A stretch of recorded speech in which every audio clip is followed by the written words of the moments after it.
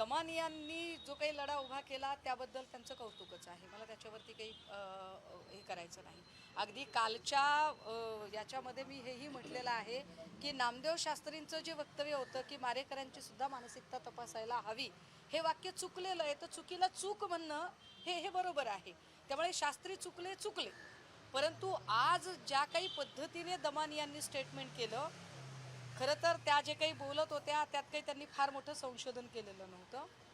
एका खाजगी कॉन्ट्रॅक्टरने कोर्टामध्ये जी प्रेयर सादर केली होती, त्या प्रेयरमध्ये जे मुद्दे मांडलेले आहेत तेच मुद्दे आज त्यांनी पत्रकार परिषदेमध्ये घेतलेले आहेत.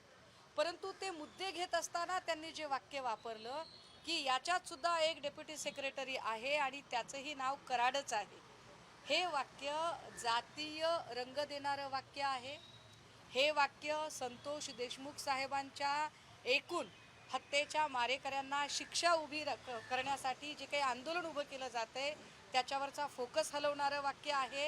कारण तोही कराडच आहे असं ज्या वेळेला त्या म्हणतात त्यावेळेला त्या ठरवून एका जातीला टार्गेट करतायत हे लक्षात येतं. कराड नावाची काही प्रत्येक व्यक्ती गुन्हेगारच असते असं त्यांना म्हणायचं आहे का? मग या न्यायाने विश्वनाथ कराड साहेब, ज्यांना आपण विदा कराड नावाने ओळखतो आणि ज्यांनी विश्वशांती केंद्रासारखं एक महत्त्वाचं ठिकाण स्थापित केलेलं आहे, काय तुम्ही त्यांना सुद्धा गुन्हेगार ठरवणार आहात का? निश्चितपणे संतोष देशमुखांच्या प्रकरणातील प्रत्येक मारेकरी आणि त्या मारेकऱ्यांचा मास्टरमाइंड, मग अगदी वाल्मिक कराडच काय, धनंजय मुंडे असतील तरी सुद्धा या लोकांना शिक्षा व्हावी, प्रश्नच नाही.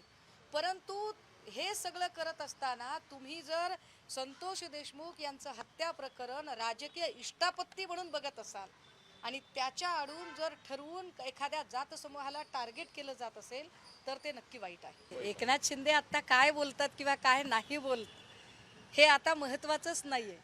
कारण आता सगळा जो फोकस आहे तो सेंट्रलाइज्ड देवेंद्र फडणवीस यांच्यावर आहे. त्यामुळे त्यांच्या बोलण्याला, न बोलण्याला, त्यांच्या रुसण्याला किंवा त्यांच्या दरेगावी जाण्याला काहीच अर्थ उरत नाही.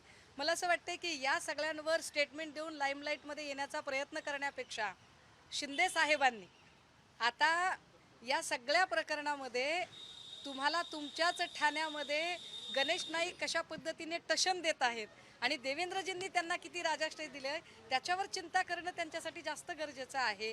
गेल्या 50-55 दिवसांपासून संतोष देशमुख हत्या प्रकरणात रोज नवनवीन खुलासे येत आहेत. परंतु हे नवनवीन खुलासे येताना अंजली दमानियांनी जे काही आरोप केले आणि आजच्या पत्रकार परिषदेतही त्यांनी जी भूमिका मांडली त्या भूमिकेत त्यांना पत्रकारांनी एक प्रश्न विचारला होता की या सगळ्यांच्या संबंधाने तुम्ही तत्कालीन मुख्यमंत्र्यांना काही प्रश्न विचारणार आहात का? त्यावर ते असं म्हणतायत की मला वाटत नाही की मुख्यमंत्र्यांना काही माहिती असेल.